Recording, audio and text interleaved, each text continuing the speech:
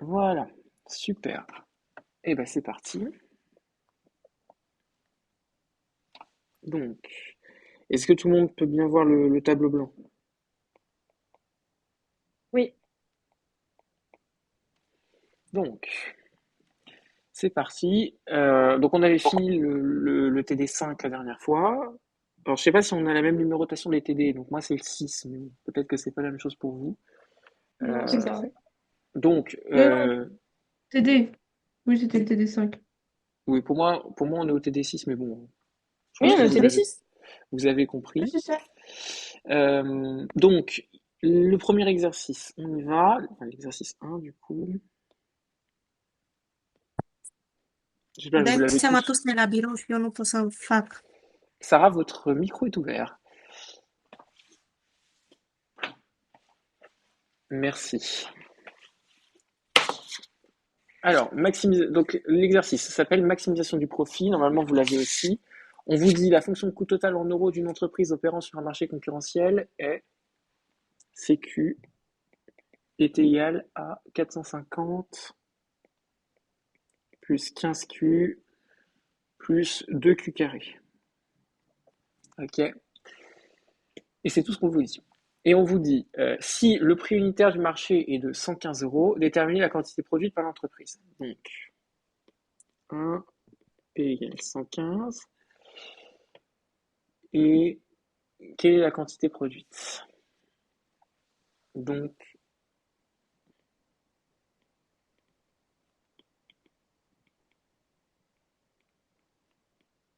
produit-elle? Alors, on va regarder ça. Donc, comment on peut faire ça? Est-ce que vous avez une idée de comment on fait?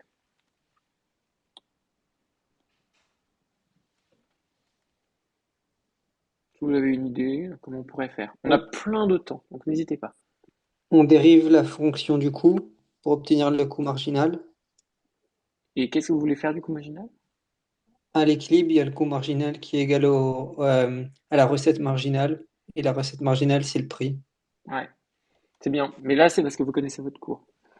Donc, prix égal coût marginal, ouais. Moi, vous savez, je suis un peu mathématicien. Je suis carrément mathématicien, en fait. Donc, moi, je préfère qu'on le prouve.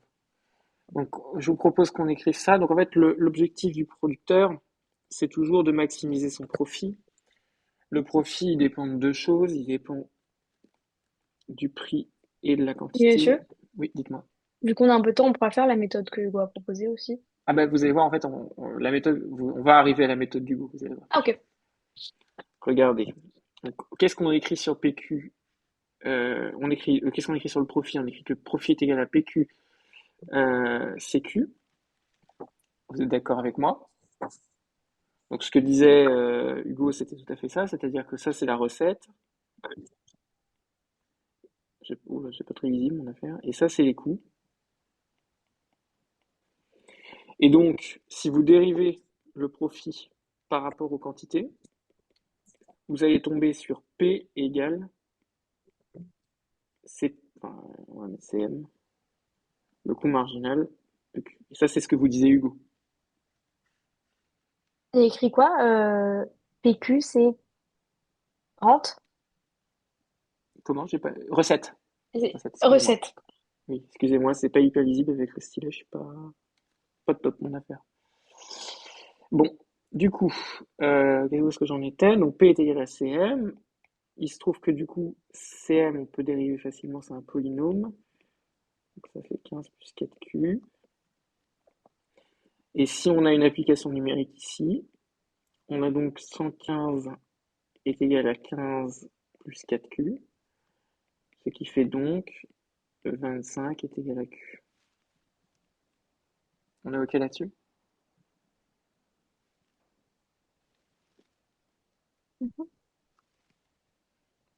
Ensuite, question 2. Non, on vous demandait les surplus, je crois. Surplus du producteur. Quel est le Oui. surplus du producteur?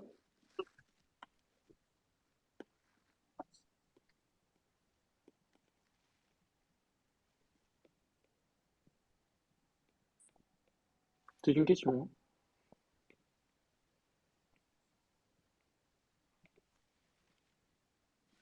20. On peut faire 25 fois le prix, donc 25 fois 115, Quelle est moins le l'expression coût. du surplus du producteur? Bah, c'est ce que enfin, ce qu'il a gagné moins le coût, non? Non, ça c'est son profit. Mais qu'est-ce que vous entendez par surplus du coup? Ah, et c'est dans votre cours normalement. C'est. On Ça a l'a été pas pas, encore fait oui, en vous l'avez pas CM. encore vu. Ouais, donc je vous Ouais, le non, c'est dis. ça. Ouais, alors du coup, le surplus du producteur, c'est le profit plus les coûts fixes.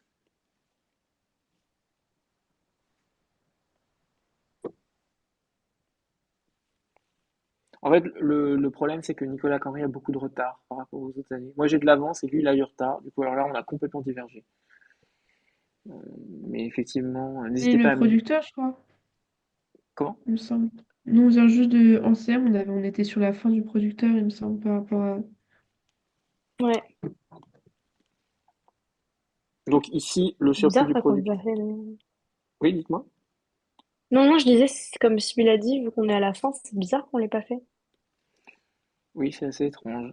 On est au Euh, chapitre d'après. donc là, merci, effectivement, c'est assez étrange qu'ils vous le disent pas. Alors, le surplus du producteur, du coup, c'est profit plus coût fixe. En l'occurrence, ici, c'est 1250.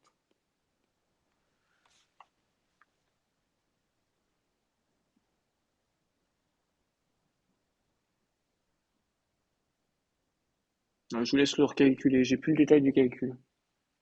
Monsieur, Hmm. c'était peut-être dans le chapitre équilibre partiel en concurrence parfaite, Oui, c'est non? souvent Ou là-dedans c'est qu'on pas le fait. vraiment? Ouais, ben on a fait genre les deux premiers slides, je crois, de Hmm. ce... Bon, vous aurez le temps de le voir, vous inquiétez pas. Donc, question 2. Qu'est-ce qu'on vous demande? Une taxe locale de 1 € par unité vendue est imposée à l'entreprise. Cette taxe affectera-t-elle les courbes de coûts de l'entreprise? Si oui, comment? La taxe affectera-t-elle le prix, etc. Donc, taxe de 1 €.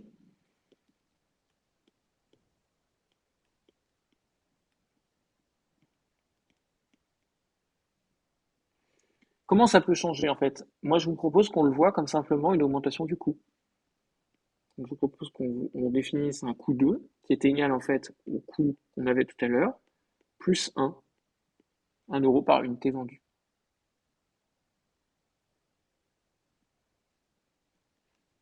Du coup, ça nous donne Monsieur, hmm, désolé du coup, mais vous avez... Comment vous avez trouvé le surplus? profit plus coût fixe. Mais le coût Mais c'est quoi fixe, le on le trouve profit? comment? Alors, on va le reprendre depuis, on va reprendre. Le profit, je vous Ah, le... rappelle que c'est PQ moins CQ. Donc, comment on a fait ça? ah oui, oui, ok, oui. On a Vous fait l'avez ou du coup, pas? on a pris fois 115 moins Donc, vous avez en fait remplaçant par... Ok, 115 oui. fois 25 moins, quel est le coût? Donc, moins Du coup, 450 moins 15 fois 25 plus 2 fois 25 au carré. ah Ah, il y ok. a un moins, pardon. Et vous avez fait surplus du producteur est égal à profit plus coût fixe. Donc Et ça le coût vous a fixe, c'est donné 450. 115 fois 25 moins 15 fois 25 moins 2 fois 25 au carré. Ça, vous pouvez factoriser, ça fait 25 fois 115 moins 15 moins 50. Moins 50. Et ça nous donne Ah ok. 65, enfin ça nous donne 25 fois 50. Et le coût fixe, en fait, c'est quand Q est égal à 0. Non, le coût fixe, c'est... Enfin oui, mais c'est du coup, c'est ça dépend pas, c'est les coûts qui dépendent pas de Q. Donc C'est t'as juste ça, à mais en prendre... l'occurrence, c'est Oui, du effectivement quand coup, Q est ça égal à marche. 0, ce qui fait 1250. Merci. De rien. Du coup, si on revient à la question d'après, on vous disait, je vais écrire en bleu, tiens. On vous disait que, en fait, on avait juste à écrire le coût comme étant une nouvelle fonction de coût en l'appelant C2. Ok? avec un plus 1, puisqu'il y a 1 € de plus par quantité. Non, par quantité vendue, donc plus 1 Q, pardon. Et on vous dit, cette taxe affectera-t-elle les coûts et le prix de la production? Qu'est-ce que vous en pensez?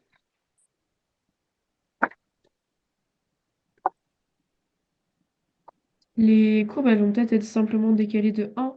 Bah, les coûts C'est-à-dire changent, que, c'est parce qu'on a dit qu'il y a une nouvelle fonction de coût, donc ça, il change, oui. mais comme on ajoute juste 1, en soi, elles vont peut-être être juste déplacées de 1. Oui, mais et quand on vous demande la production et le prix, qu'est-ce que vous en pensez?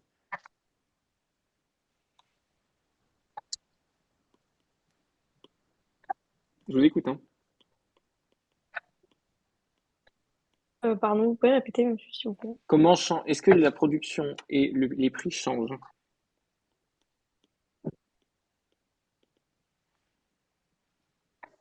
Les prix changent du coup, non? Est-ce que les prix changent? Non, on a dit que c'est un marché concurrentiel. Hmm. Le prix ne change pas, parce que l'entreprise est price taker.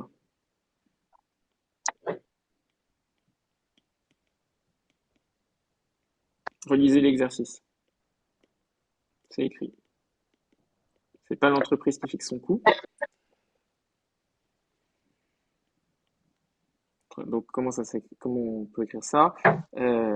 L'entreprise ne fixe pas le prix.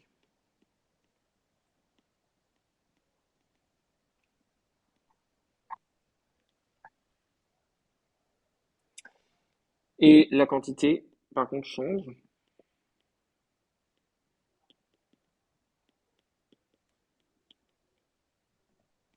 Donc on refait ce qu'on a fait tout à l'heure.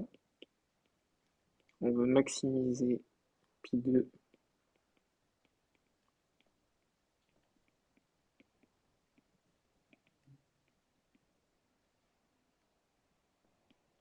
Donc ça nous donne euh,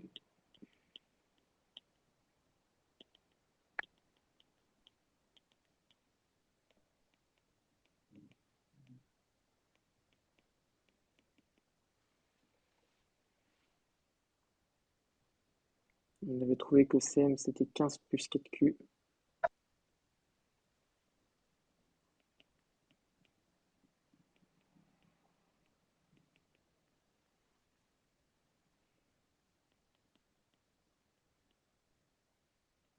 Le prix c'était 115, c'est donc égal à 16 plus 4Q égale 99 quarts.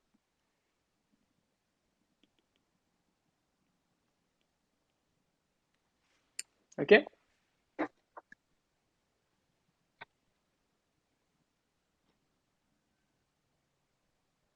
Monsieur, Dites-moi.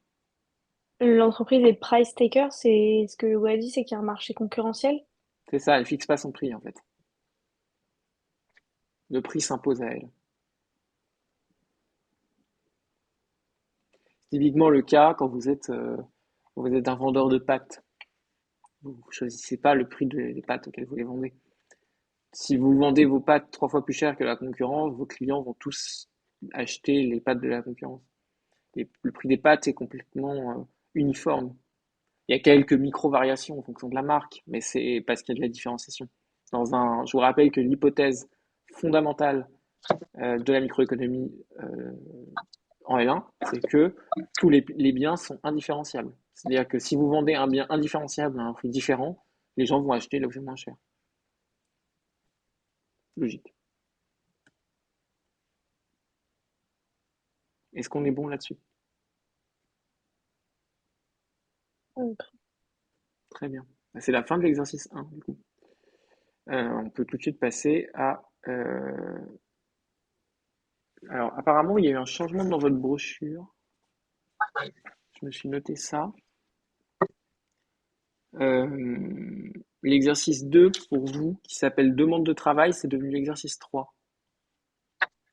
Oui, Oui, parce Ouais, que nous, avant, c'était, enfin, du coup, on a l'exercice 2, c'est taxe. ouais. Bah, du coup, on va faire la demande de travail d'abord. Donc, pour vous, c'est l'exercice 3. Pour moi, c'est l'exercice 2. Ah, vous pouvez juste vous arrêter là 2 minutes. Vous pouvez vous pouvez vous balader sur le tableau. Vous Ah n'êtes pas bon? obligé de suivre Ah oui, mon. oui, c'est vrai. Justement, c'est l'intérêt d'être en Zoom. Donc, pour vous, c'est l'exercice 3. Et donc, on vous dit l'exercice 3. Une entreprise utilise le travail comme seul facteur de production pour produire Q selon la fonction de production Q égale 8L puissance 1 demi. Donc, Q de L égale 8L puissance 1 demi. Le produit est vendu 150 € l'unité et le salaire horaire est de 75. Et donc, question 1. Déterminer la quantité de travail qui maximise le profit.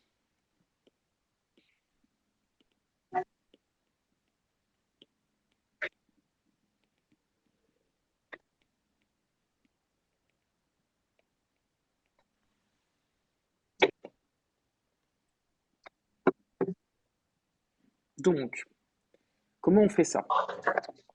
Je vous rappelle que le profit s'écrit. Est-ce que tout le monde a fini l'exercice d'avant? Vous voulez que j'attende un petit peu?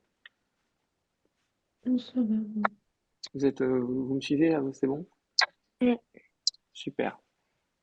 Donc, le profit s'écrit, je vous le rappelle, PQ moins CQ. Vous êtes OK avec moi?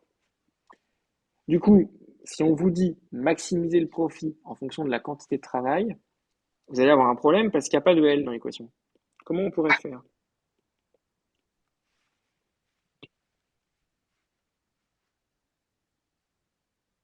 Pour avoir du L dans l'équation. Bah, La elle, il fait partie quantité du coût. produite, c'est la fonction du travail. Oui, donc, Donc on peut remplacer ici par 8 fois L puissance 1 demi. c'est le bon réflexe. Bravo. Donc, en Et fait, pour le coût,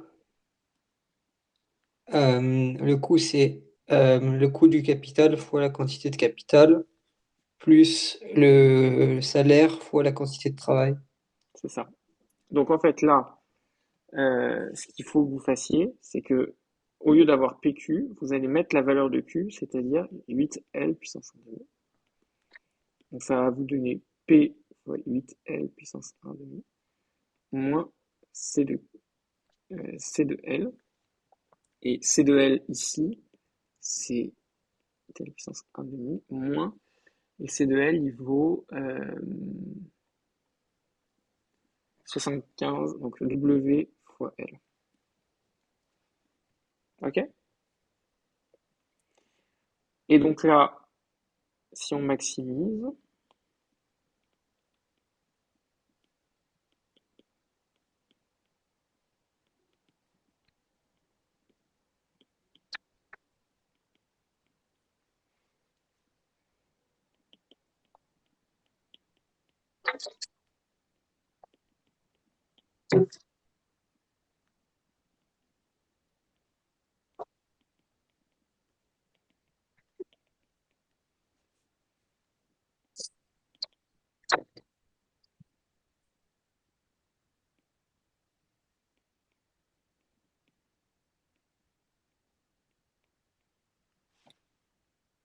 on va pas l'écrire comme ça, c'est pas beau.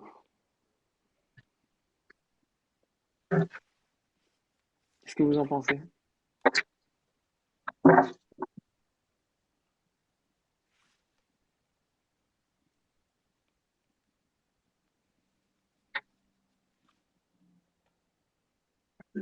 Et donc on vous dit quelle est la quantité de travail, donc avec les valeurs, ça vous donne, euh, du coup ça vous donne L est égal à 75. 75 sur 4 fois 150, le tout au carré.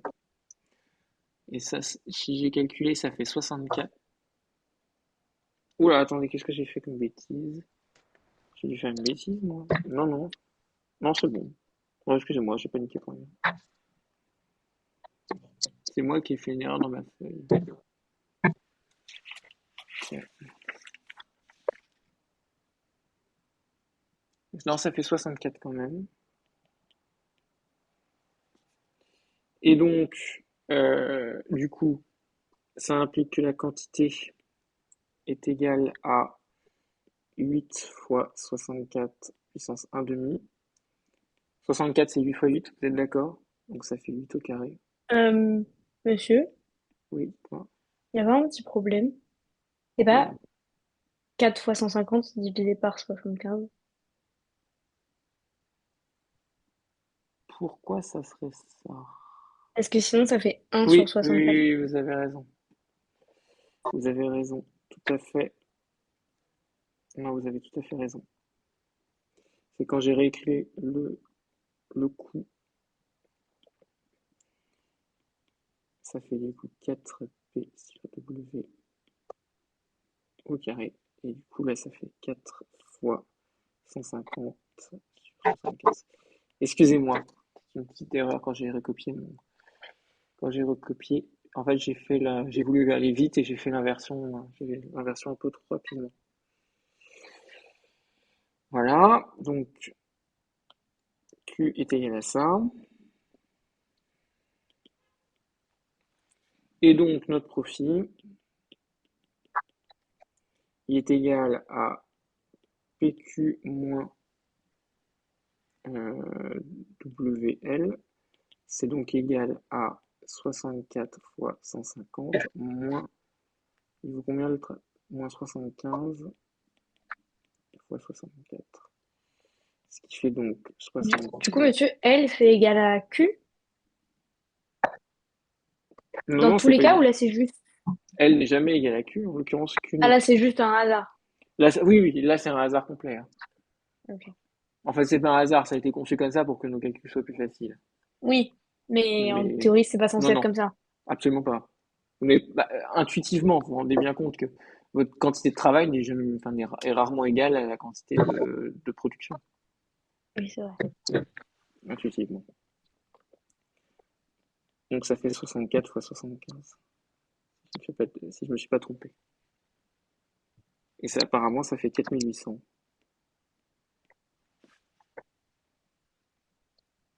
On est bon là-dessus?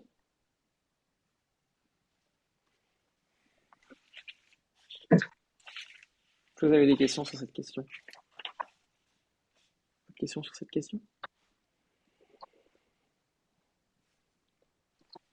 Question 2.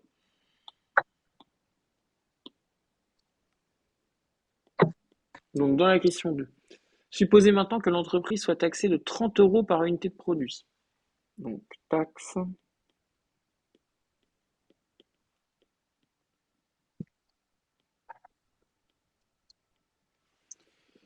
30 euros par unité de produit et que le taux de salaire soit subventionné de 15 euros de l'heure.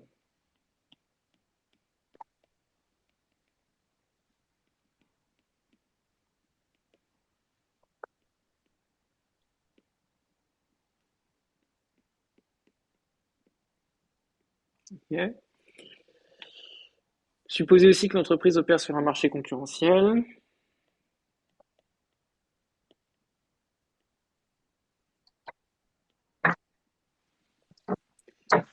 Et trouver une nouvelle quantité de travail et d'output.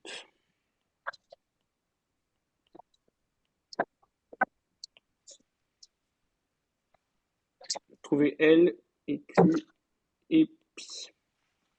Est-ce que vous êtes d'accord avec la question? Donc moi je vous propose qu'on transcrive cette question.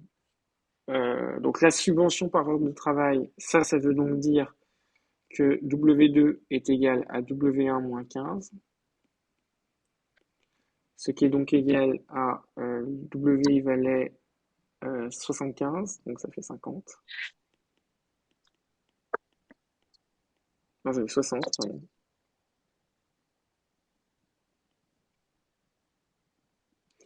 Et on vous a dit qu'il y avait 30 euros par produit. Moi, ça veut dire que mon coût, il dépend plus que de L, il dépend aussi de Q. Et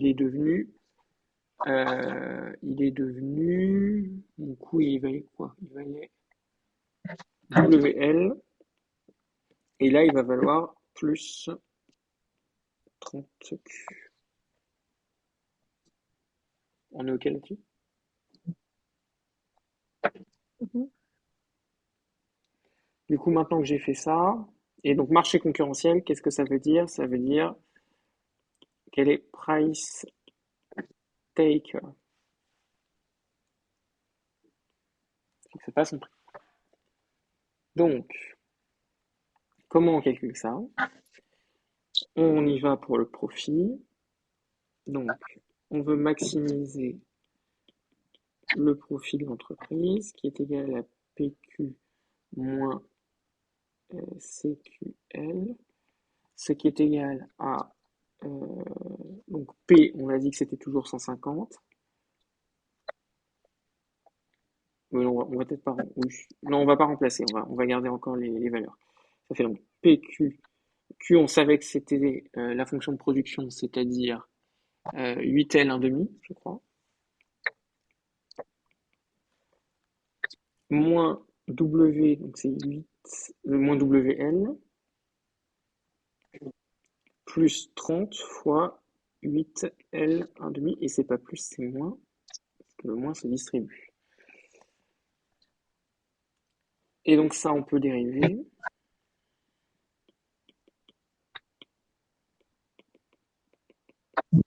Ça nous fait donc 4P L moins 1 demi, moins W, moins 30 fois 4, L moins 1 demi, c'est égal à 0. On peut factoriser ça et obtenir que ça nous fait du L moins 1 demi est égal à W sur 4P moins 30, ce qui fait donc 4P moins 30 sur W au carré est égal à L.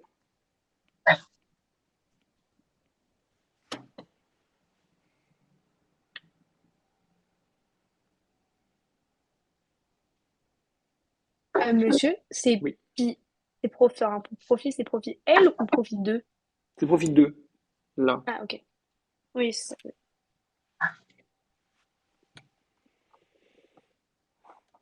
Donc si on applique numériquement, ça nous fait 4 moins 150 moins 30 sur 60. Et donc euh, ça nous fait 60, c'est 4 fois 15, on est d'accord. Donc ça nous fait déjà du 15 sur 120. Et ça doit pouvoir... Ah oui, c'est au carré. Bon, je vais arrêter d'essayer de le faire de tête. Ça fait encore 64?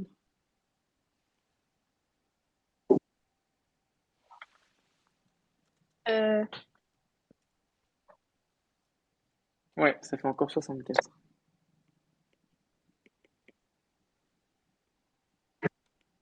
oui.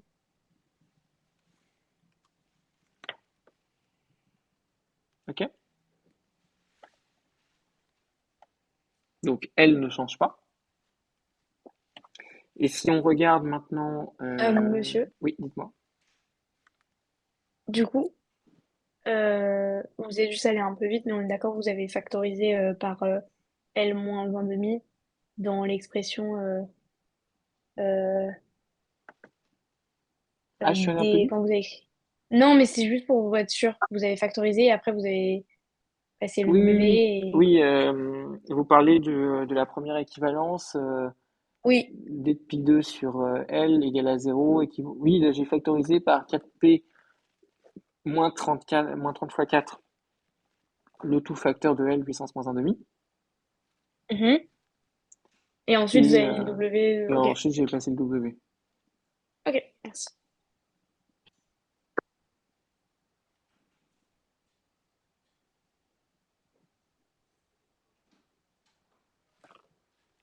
C'est bon pour vous? Ensuite,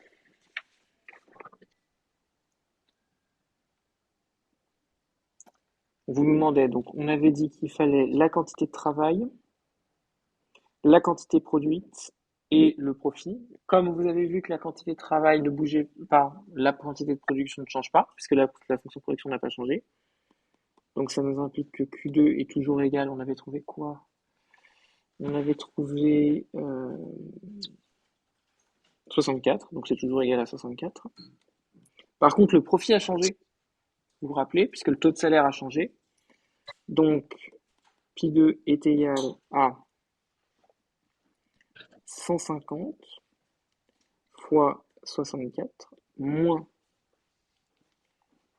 W2, donc W2 c'est 60 fois 64, moins, on a dit qu'il y avait une taxe de 30 € par produit, donc moins 30 fois 64. On a du 64 dans tous les sens, on va pouvoir simplifier. Ça nous fait donc 64 puis facteur de 150 moins 90, ce qui nous fait donc Ah, mais, 64 fois 60. Oui, dites-moi. monsieur. Du coup, Q2, là, c'est comme tout à l'heure, c'est 8 fois 64 puissance 1,5, du coup, ça représente. C'est ça.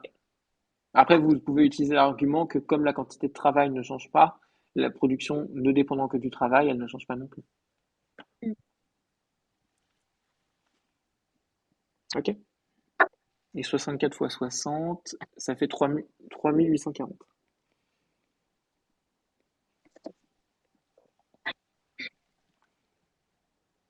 Ok?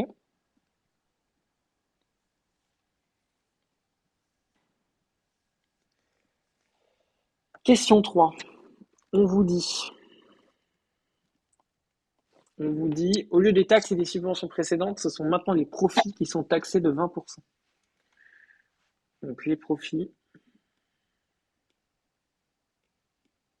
de la question 1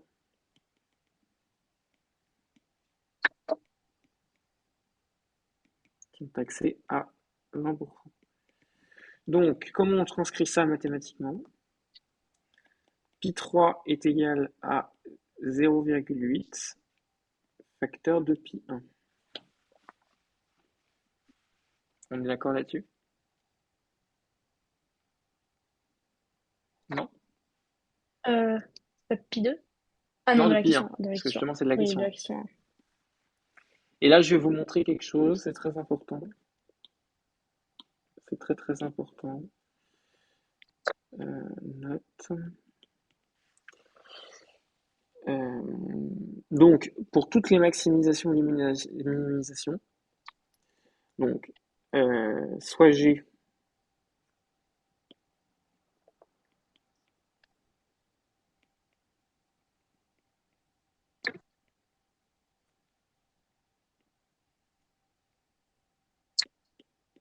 si G est égal à K fois F plus C. Ah, j'ai un problème avec le whiteboard, je sais pas vous. Ok, c'est bon. 4 fois F plus C. Alors, max G, arc max, est égal à arg min arc max F. Pourquoi? Preuve. D de G,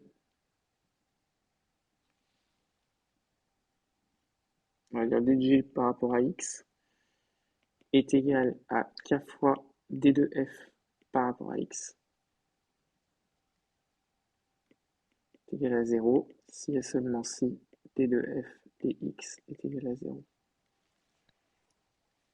Donc, je répète, si vous avez deux fonctions, si l'une est une transformation affine de l'autre, alors l'argmax est atteint au même endroit. Pourquoi? Parce que en fait, quand vous cherchez l'argmax, vous cherchez le point tel que la dérivée s'annule.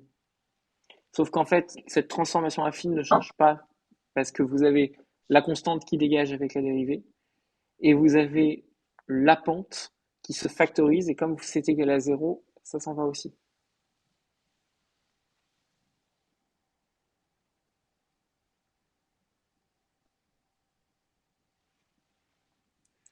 Donc ici,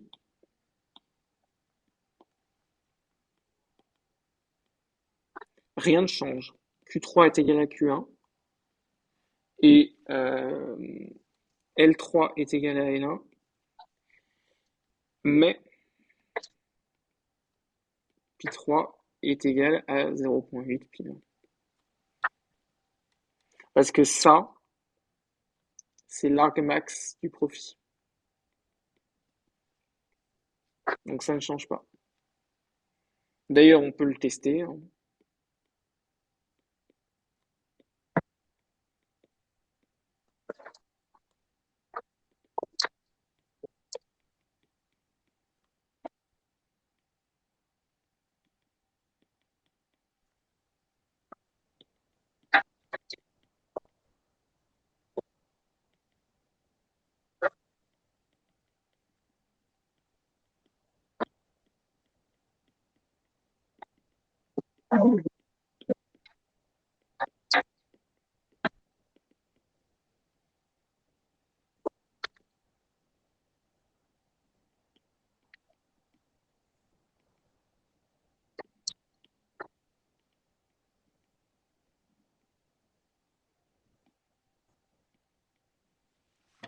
Qu'est-ce que vous en pensez?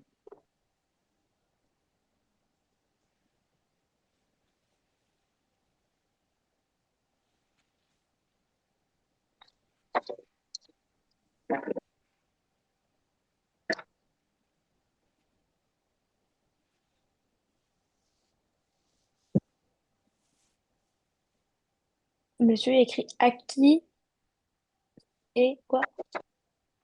Ce qui est ce qu'on a fait pour 1. Ah, ce qui est sur ok. Bon, pardon.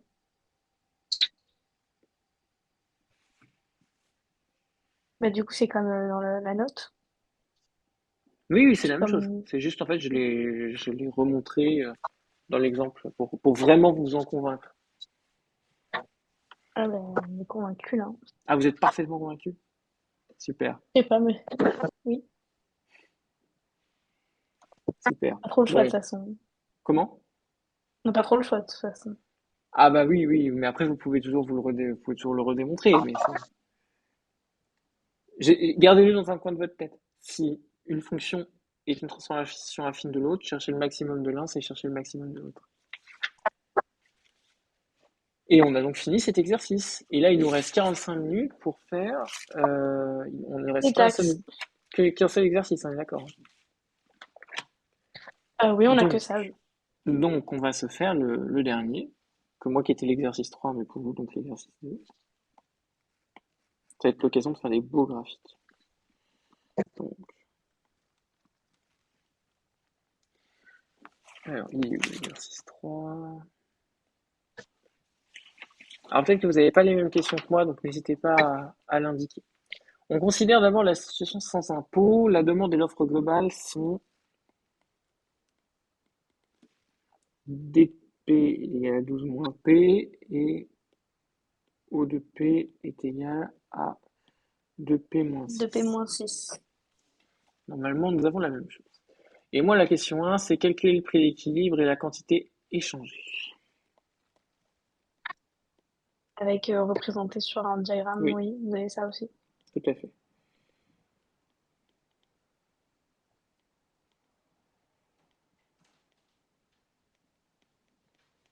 Et là, vous allez pouvoir faire le graphique le plus classique de l'économie, c'est-à-dire le graphique offre-demande. Donc, je vais essayer de vous prendre un petit graphique.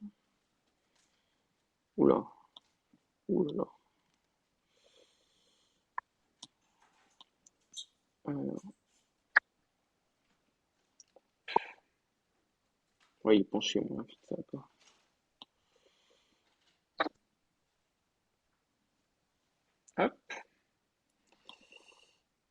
deuxième.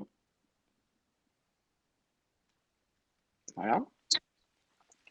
Et donc, vous pouvez voir. Donc, vous avez. Donc, on vous dit représenter l'offre et la demande.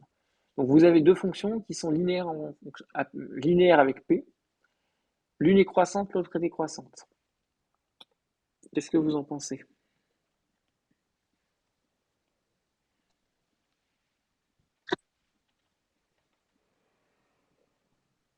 Euh, la,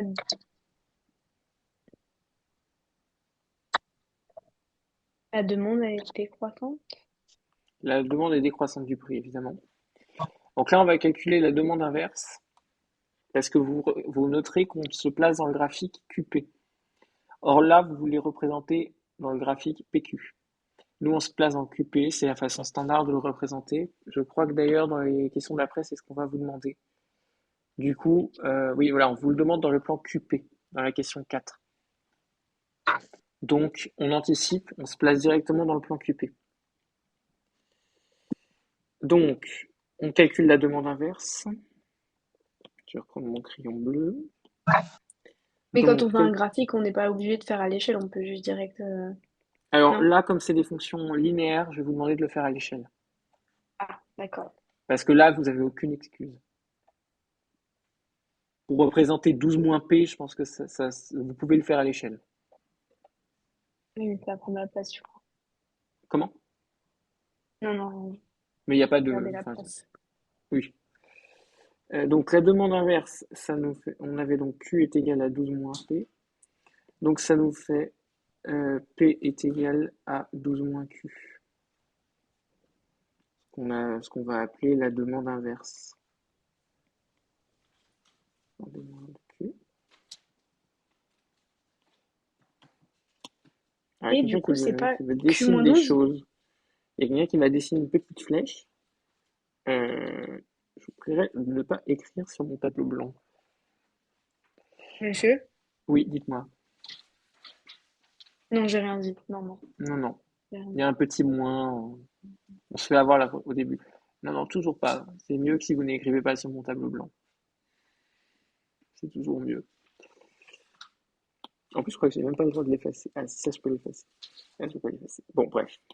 Ok, je peux l'effacer. Voilà. Faire un peu de ménage. Donc, maintenant, l'offre inverse.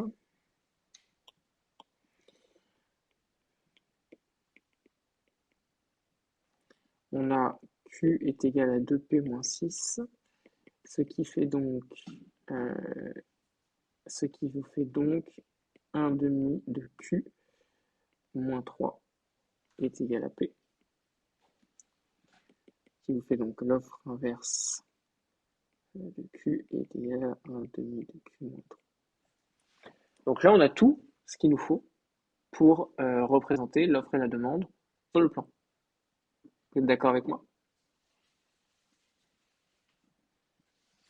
Oui. C'est pas un demi de cube plus 3. 1 demi de Q plus 3, vous avez parfaitement raison. Merci beaucoup. Du coup, qu'est-ce que vous en pensez? C'est pas très difficile à représenter. Moi, je vais pas forcément le faire à l'échelle, ça va nous faire perdre un peu de temps. Donc ça va être mon offre. En fait, c'est mon offre inverse. Et je vais le représenter ici. Voilà. Et ça, c'est ma demande.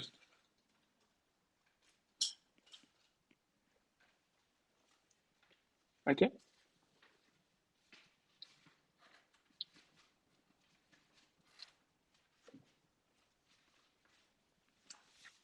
Est-ce que c'est bon pour vous?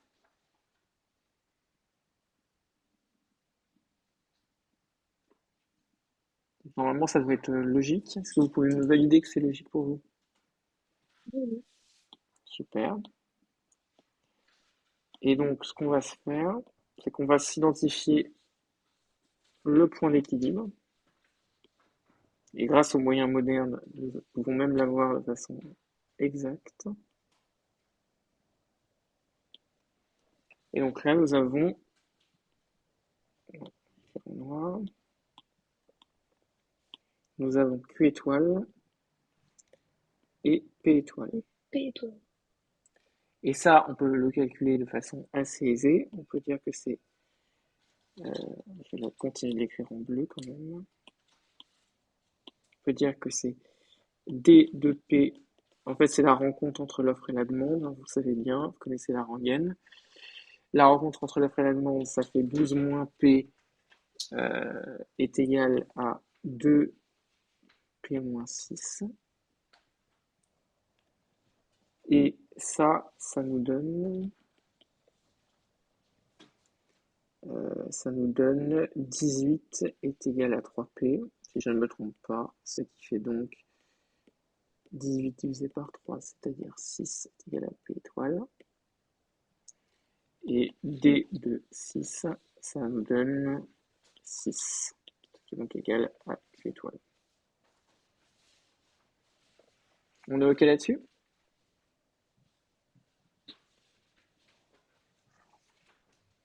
Super.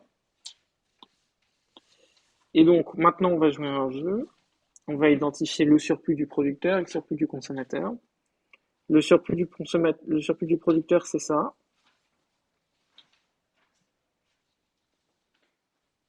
C'est génial de faire cette séance par Zoom parce que du coup, je peux utiliser un traceur.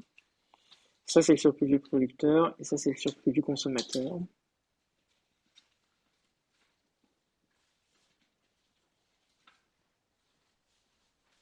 En français, c'est le consommateur? Non, c'est le producteur, producteur.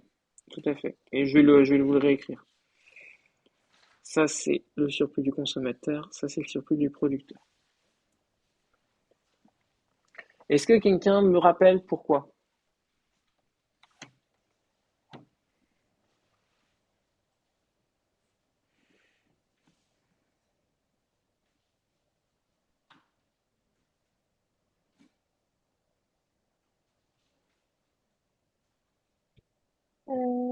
Le surplus du producteur, c'est les profits moins plus les Oui. profits. Alors, je vous montre. Vous allez voir. Et graphiquement. Comment on pourrait interpréter ça?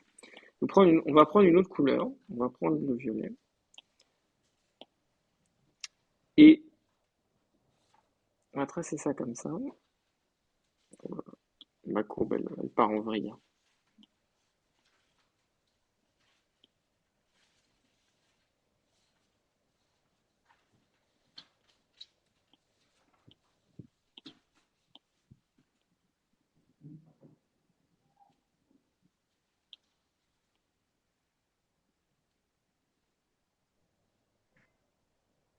Bon, on va supposer que c'est droit. Qu'est-ce que vous pensez à l'endroit de cette courbe, à l'endroit de cette droite, pardon, vous vous rendez compte que le consommateur, il aurait été prêt à payer son bien ici à ce prix-là. Vous êtes d'accord ou pas? Pourtant, il l'a payé à ce prix-là. Ok? Donc, il a fait ce gain. Vous êtes d'accord? Ça, c'est le gain du consommateur ici. C'est la Et lui, il différence était prêt à... L'autre, il entre. était prêt à l'offrir à ce Voilà, prix-là et il l'a payé. Ok. exactement. Donc là, c'est combien il aurait été prêt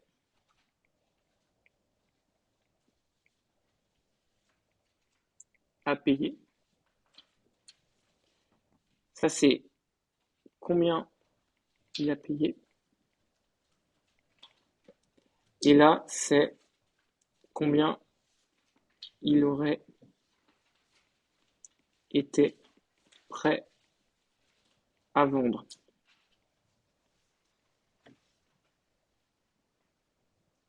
Ok?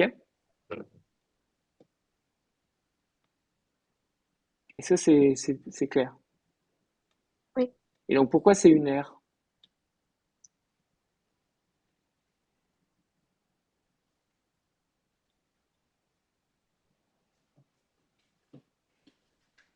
Ah, parce qu'il y a d'endroits où il aurait pu faire ça.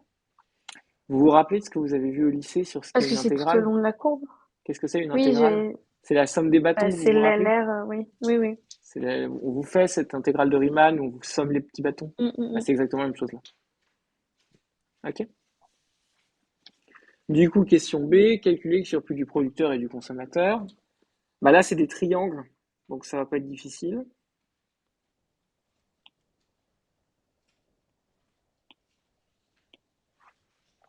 Donc, le surplus du consommateur, c'est donc le triangle de base Q bar, enfin Q étoile, pardon. De côté, P bar moins P star divisé par 2.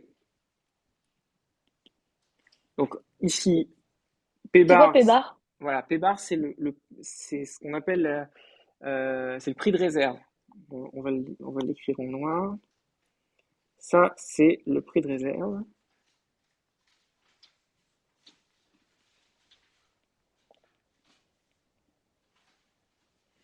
C'est le prix de réserve. Et donc, qu'est-ce que c'est? C'est le prix C'est maximal. l'ordonnée à l'origine? Oui, mais c'est le prix Ah, ok. maximal pour que le consommateur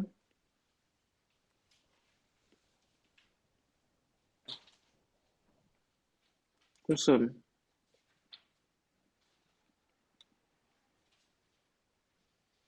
Donc, qu'est-ce que ça nous donne? Alors, Q étoile, on a dit que c'était 6. 12 moins 6 sur 2. Ça nous fait donc 36 sur 2, si je ne me trompe pas.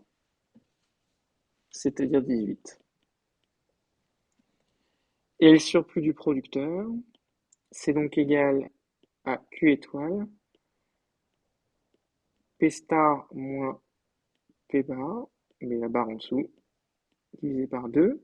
Et ça nous donne 6 facteurs de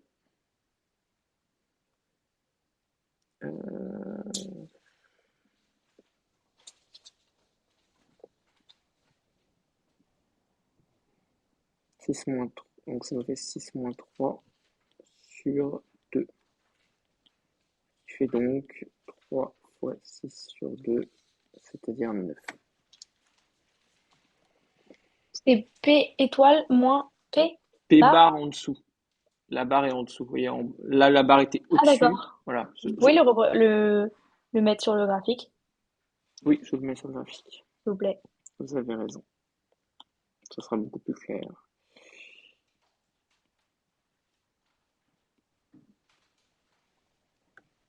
Qu'est-ce que vous en pensez? Ah oui, ok.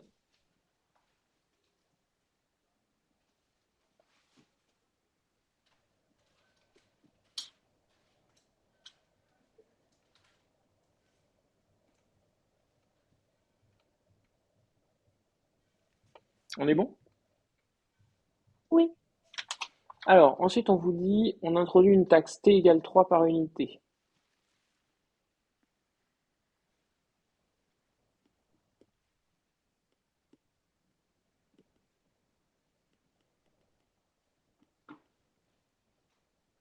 Par unité.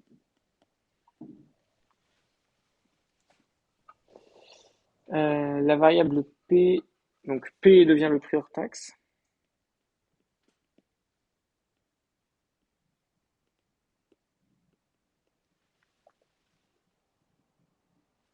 La demande est donc D de P plus T. Alors, évitez de déplacer ce que j'écris, c'est un petit peu pénible.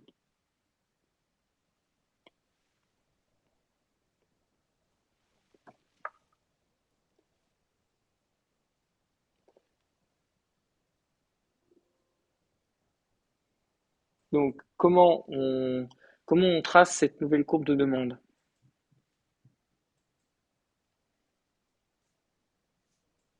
Hmm. À quoi elle va ressembler?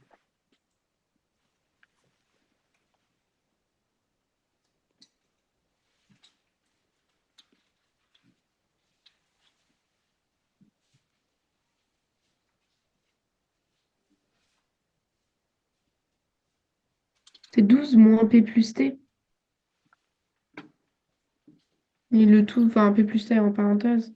Donc ça fait 12 moins P plus T, tout à fait. Ce qui fait donc 9 moins P. Ou qu'on aurait pu aussi écrire D1 P moins T. Et donc ça, visuellement, ça correspond à quoi? Euh, Un décalage de la courbe. Décalage vers le bas. Donc on y va. mais elle reste parallèle, non? Exactement.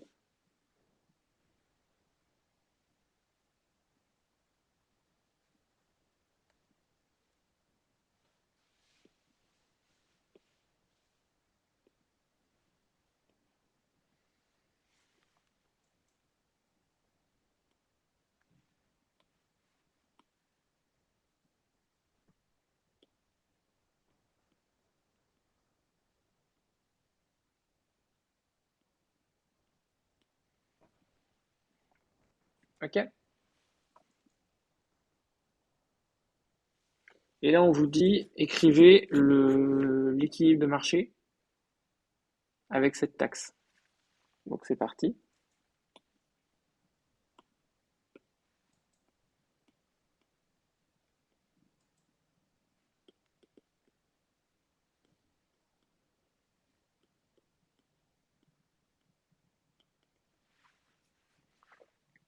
Donc ça fait D de P plus T est égal à off de P, ce qui nous fait donc 9 moins P est égal à 2P moins 6. Si et seulement si 15 est égal à 3P, ce qui fait P est égal à 5.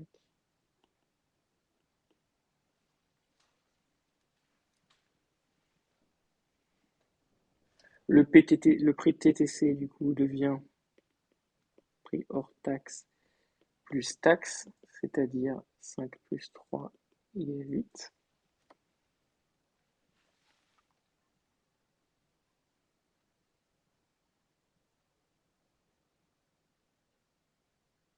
Et on vous dit, non c'est tout, on vous demande juste les prix.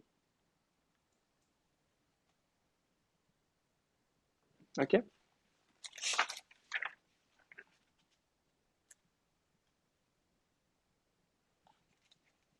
Qu'est-ce que vous en pensez?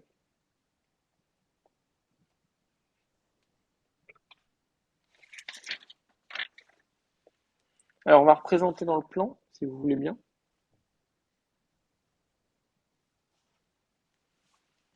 Même autre. Enfin, le même graphique, je veux dire. On va faire un nouveau graphique. Ah, ok. Ok? J'espère que vous m'entendrez toujours, mes AirPods viennent de connaître une fin tragique. Alors, donc,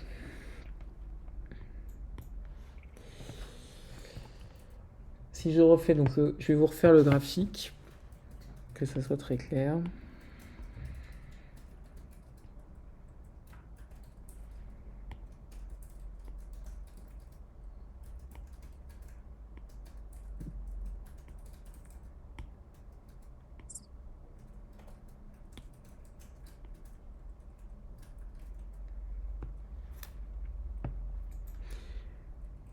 Hop.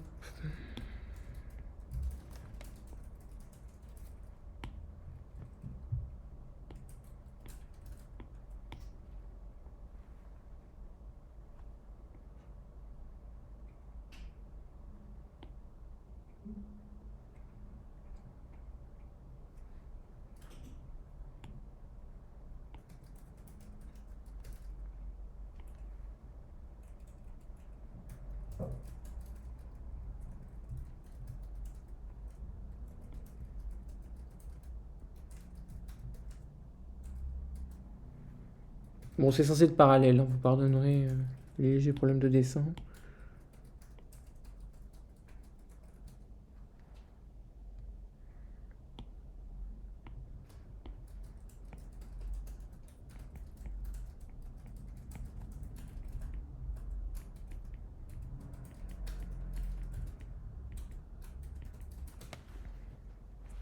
Donc ici, vous avez donc le nouveau prix d'équilibre s'établit ici.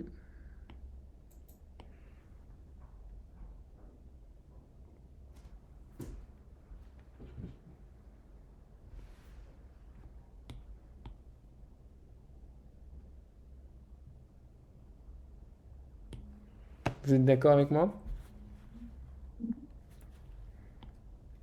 Donc c'est P étoile, Q étoile, c'est ça? Exactement. En fait, je suis en train de vous le mettre.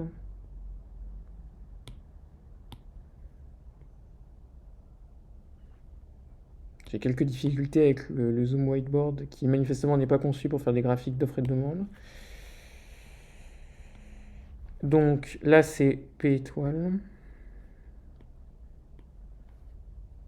hors taxe. Ça,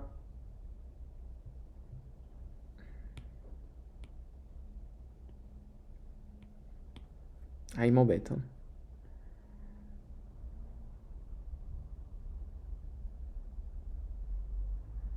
Ça, c'est P étoile, toute taxe comprise.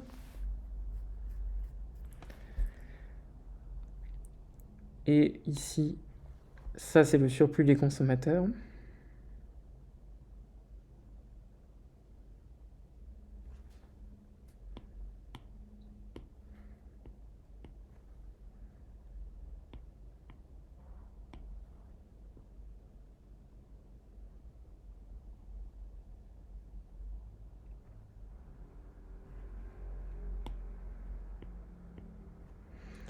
Et ici,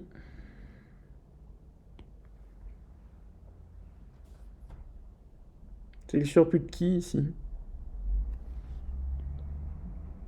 Où ça, monsieur? Dans ma case verte. Et bah,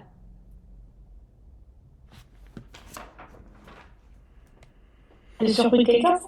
Et oui, L'État? exactement. Ah oui, oui, c'était pas le producteur, oui, le consommateur. C'est le surplus de l'État. Alors comment on a calculé ces surplus? À quoi ils correspondent? Comme l'autre fois, on va se faire une ligne.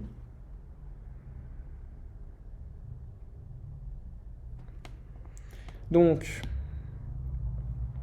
ici, entre ici et ici, ça c'était ceux qui étaient prêts à payer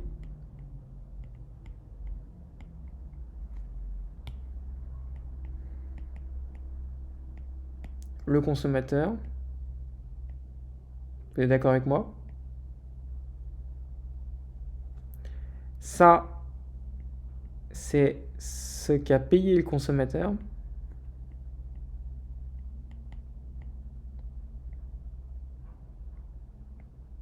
La ligne? C'est donc le prix de TTC. Comment? C'est la ligne avec les 10 pointillés? Oui, c'est pour une quantité donnée en fait, hein.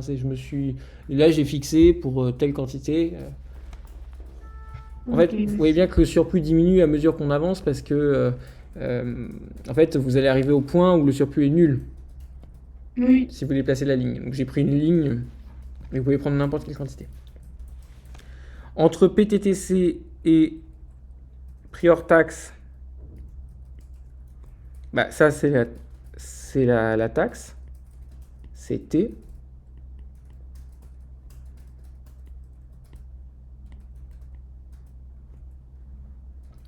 Et entre prix hors taxe, donc ça c'est le prix hors taxe. Donc le prix perçu par le producteur.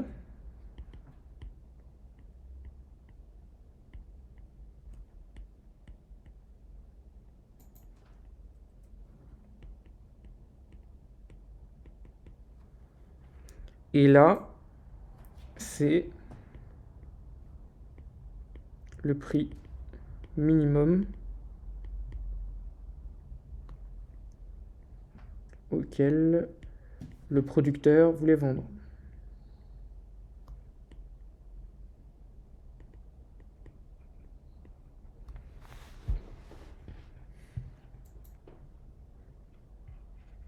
On est OK là-dessus? Oui. Et là, il nous manque une dernière R. Est-ce que quelqu'un voit ce que la dernière R qu'on pourrait identifier? Elle est entre qu'on n'a pas identifié avec le que vous avez pas coloré, pardon. Bah, celle qui est le petit triangle là. À quoi ça correspond?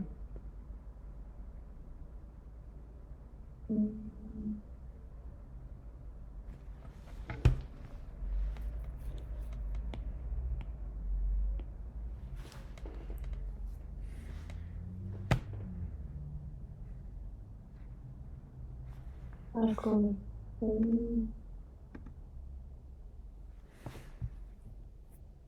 Est-ce que quelqu'un a une idée? Est-ce que c'est le surcoût de quelqu'un ou pas? Non, non, non. Un effet d'éviction. Ah, c'est pas bête. Mais qu'est-ce que vous voulez dire par là? C'est pas le mot, mais c'est. Vous êtes dans le. À mon avis, vous avez l'idée. Malgré les substitutions là? Non, non, non, c'est pas un mot qu'on a vu ensemble. Ah, Mais en fait, c'est pas le mot qui m'intéresse, c'est plus l'idée que vous pourriez avoir.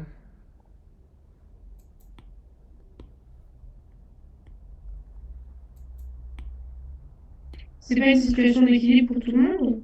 Non, en fait, c'est ce qu'on appelle la perte sèche. C'est ce que la société a perdu à cause de l'intervention de l'État.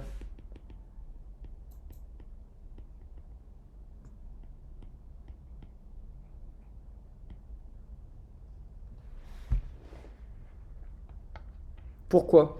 Qu'est-ce que vous en pensez?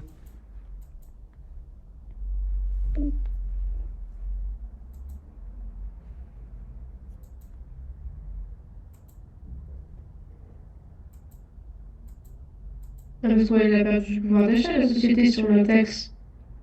Parce que Oui. si on paye plus cher un produit, elle perd, enfin, elle va pouvoir acheter autant qu'avant. Exactement, c'est un peu cette idée-là, mais faut être plus précis. Mais c'est une bonne parce idée. que Oui. graphiquement, vous voulez dire? Euh, non, le Non. raisonnement. En fait, l'intuition qu'il faut avoir là, c'est que visuellement, ce que vous voyez, c'est que ce que l'État a pris, ce que l'État va collecter avec sa taxe, ça induit une perte. C'est-à-dire qu'avec la taxe, l'État ne collecte pas parfaitement tout ce qu'il y avait à récupérer à la base. Pourquoi? Parce qu'en fait, en augmentant la taxe, les agents ont moins consommé. Du coup, il y a eu moins d'activité économique. Donc, il y a eu de la perte. Vous voyez bien qu'en fait, la quantité de base était plus à droite. On aurait produit plus si l'État n'était pas intervenu. Donc en fait, l'État, même s'il récupère tout ce qu'il peut, le fait qu'il intervienne fait qu'on va produire moins et donc que la société va moins bien se porter. Cette idée-là, c'est la justification de l'économie libérale et néolibérale pour lui critiquer les interventions de l'État. Quand l'État intervient, même quand il intervient parfaitement, il crée une perte. L'intervention de l'État n'est jamais parfaite dans le paradigme libéral. Et ça, c'est de l'économie libérale. Donc, ce graphique anodin, c'est la justification de la critique de l'État depuis 150 ans. Les économistes qui critiquent l'intervention de l'État la critiquent à cause de ce graphique. Quand l'État intervient, il y a toujours une perte. Parce que le sang, il pourrait être plus petit, il y aura toujours une petite partie. C'est ça. En fait, il y aura toujours une partie du triangle qu'on va perdre. Et qui est perdue pour la société. En fait, l'État, en fait, ce que disent les personnes qui veulent l'intervention de l'État, ils disent, en fait, quand l'État intervient, ça change juste la répartition du gâteau. Il y a une partie du gâteau qui est répartie pour l'État et c'est tout. Mais en fait, ce que disent les libéraux, c'est que ça change pas seulement la répartition du gâteau, ça change aussi la taille du gâteau. Quand l'État intervient, le gâteau diminue. Ok? Est-ce que c'est un peu plus clair?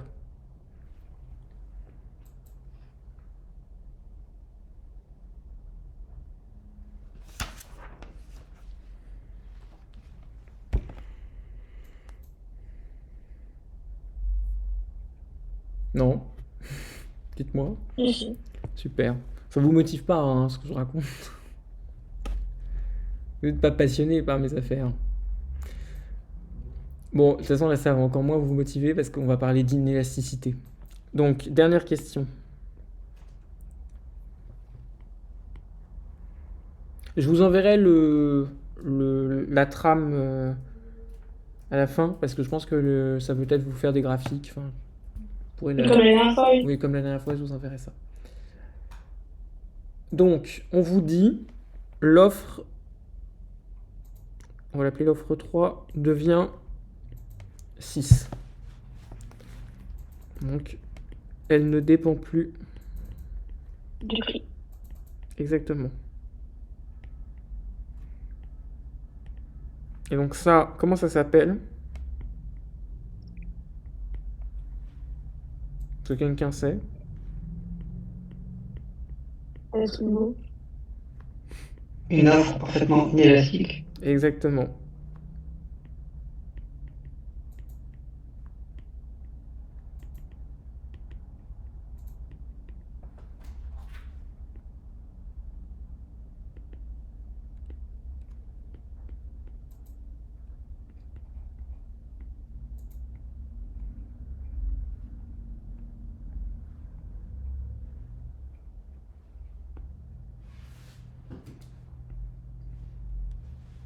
Ok?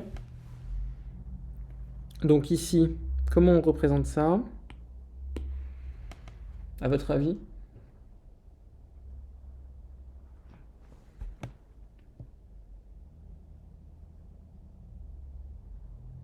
Ça ressemble à quoi visuellement? Une droite? Exactement. Une droite parfaitement plate.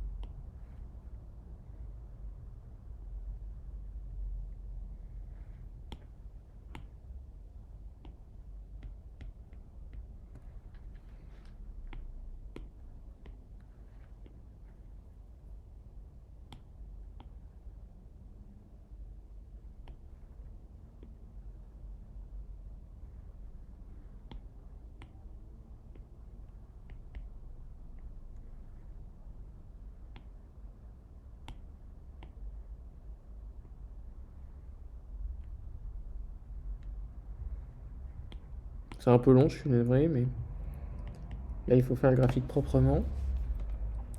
Donc là, le prix d'équilibre, il est où?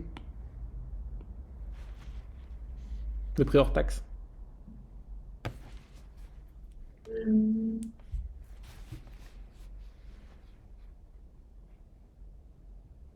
Ah, hors taxe, c'est avec des 2 Mhm. Donc il est où? à l'intersection. Entre quoi et quoi? Des 2 et là. Exactement. Donc il est en fait au niveau de l'offre.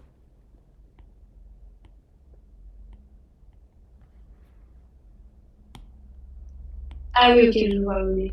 Vous allez voir vous voyez où je voulais en venir en fait. Oui.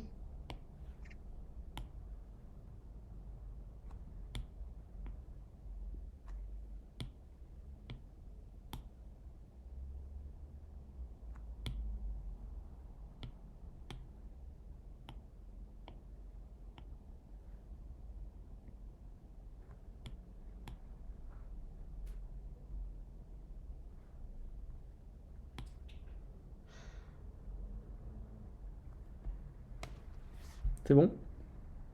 Ça c'est Q étoile.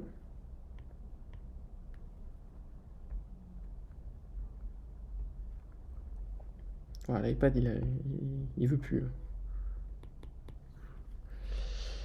Ah, c'est toute batterie? Oui, non, mais là, je viens d'enchaîner déjà sur 1 heure avant, donc les AirPods, plus rien de batterie. Bref, Q étoile. Et du coup, ici, c'est donc. Moins cher. Prix taxe? C'est le prix avec la taxe, oui. Dites-moi, Hugo. Pourquoi l'offre elle est horizontale et pas verticale. Parce que vous avez le prix en ordonnée.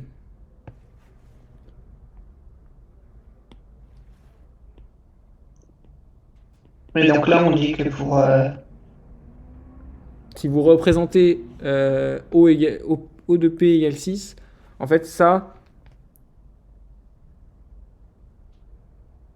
Non mais qu'est-ce que j'ai raconté? Non mais vous avez parfaitement raison. Vous avez parfaitement raison. Oh là là, excusez-moi. Vous avez parfaitement raison.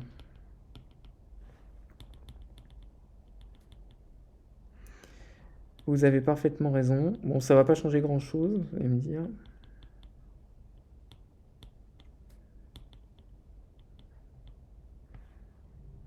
Comme on est un peu en avance, je vais le... Merci beaucoup. Du coup, horizontal, c'est élastique. Non, c'est simplement qu'en fait, moi, sur ma feuille, en fait, j'ai changé le repère, donc c'est pour ça que ça ne marchait plus. Alors, merci beaucoup pour votre vigilance.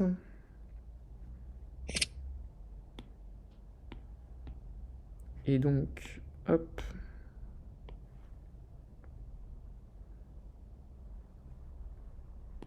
C'est reparti.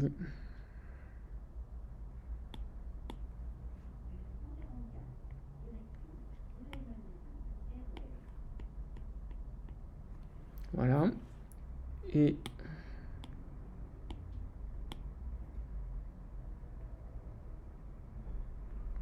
donc ici, vous avez le prix hors taxe.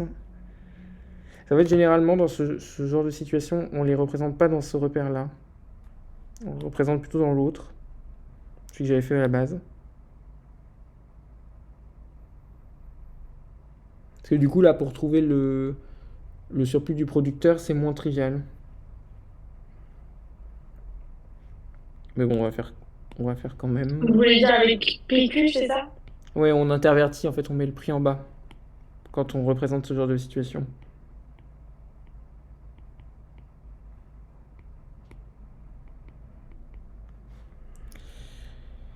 Donc pour vous, il est où le surplus du consommateur déjà?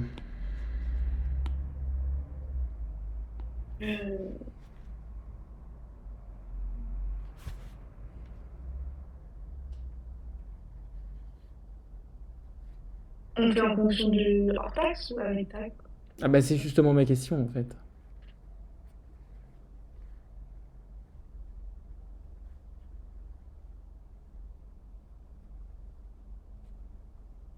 Le surplus du consommateur. C'est la différence entre ce qu'il a payé et ce qu'il aurait accepté de payer. Ah, bah c'est avec P taxe. Il a payé Parce que lui, il a payé l'intersection, mais il aurait pu payer au-dessus. Exactement. Donc c'est ça le surplus du consommateur. Parce que le consommateur, il paye le prix, toute taxe comprise. Vous êtes d'accord?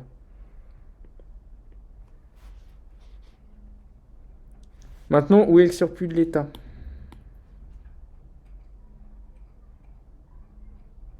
C'est l'espèce de...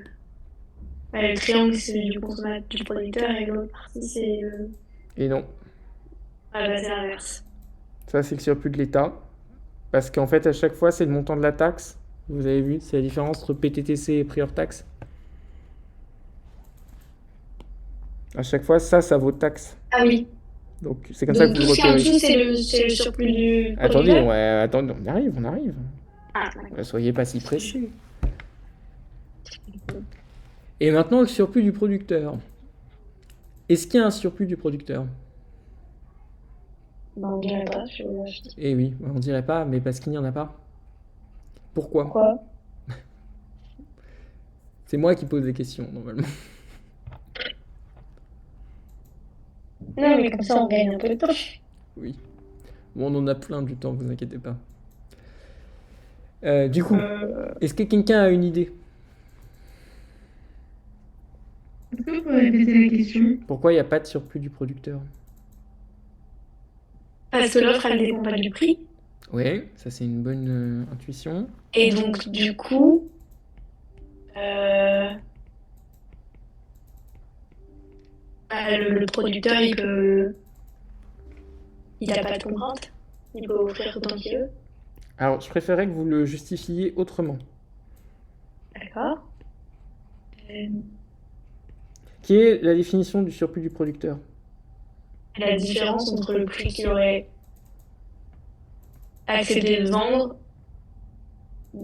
de ce qu'il a vendu, Exactement. Or là, le prix auquel il aurait accepté de vendre, c'était c'était payer les taxes, c'était 6, toujours. à 6. 6.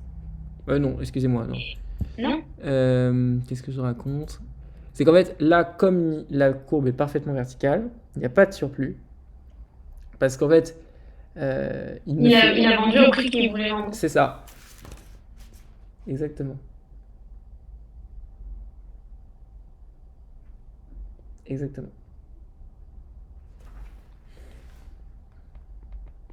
Et du coup, il y a une deuxième conséquence. Est-ce que vous la voyez?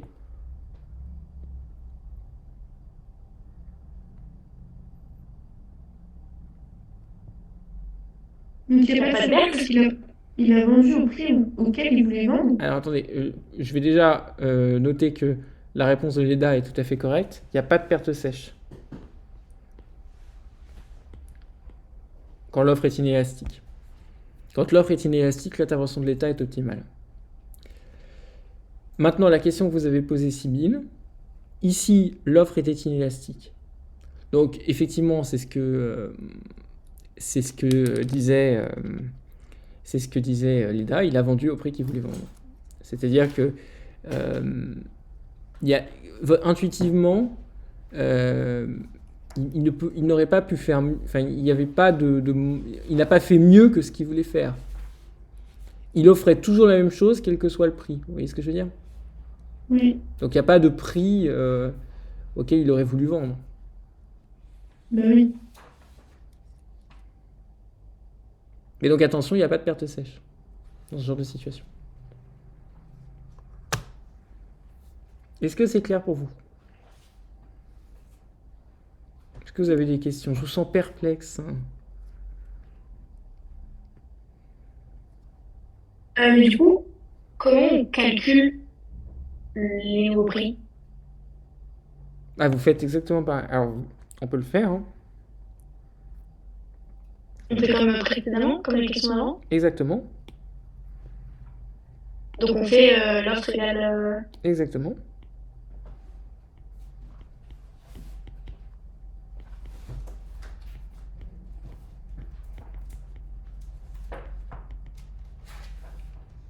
Et donc l'offre, enfin la demande, c'était du coup devenu P plus T, c'est celle qui n'a pas changé.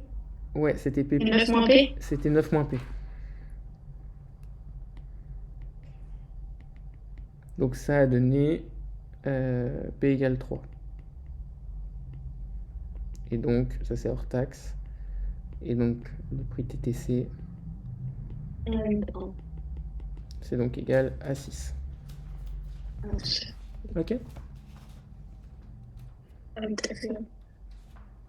Ok.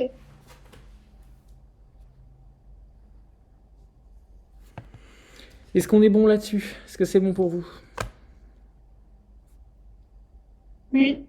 Oui. Ah, super. Bon, et ben c'est comme ça que se clôt cette brochure. Donc la prochaine fois, je vous demanderai pour la prochaine fois absolument de reprendre les exercices. Vous n'avez pas besoin de les refaire, mais simplement de reprendre les exercices qu'on aura fait tous, qu'on aura fait ensemble. De toute façon, vous avez un contrôle bientôt, donc ça fera vos révisions. Commencez à reprendre vos notes. Regardez tout ce qui n'a pas été. Vraiment, il n'y a pas de questions bêtes. Et vous me préparez des petites questions ou des choses que vous voulez qu'on reprenne. On peut reprendre tous les TD. Donc vous choisissez les exercices qui vous intéressent. Et on sera en présentiel si Tolbiac n'est pas bloqué. Il n'y avait rien aujourd'hui. Oui, il n'y avait rien Ouais, d'autre. c'est rien non plus. Tout à fait. On croise les doigts. On croise les doigts. Mais c'est le printemps maintenant. Donc bon. Est-ce que vous avez d'autres Du questions? soleil. Est-ce que vous avez des Non. questions? Non, ça va. C'est clair pour tout le monde? Oui. Alors, je vais vous souhaiter une bonne après-midi. Enfin, une bonne fin d'après-midi. Merci beaucoup. De rien. Merci beaucoup, monsieur. Au revoir. Au revoir. Au revoir, monsieur. Bonne journée, bonne semaine. Merci, Au vous revoir. aussi. Au revoir.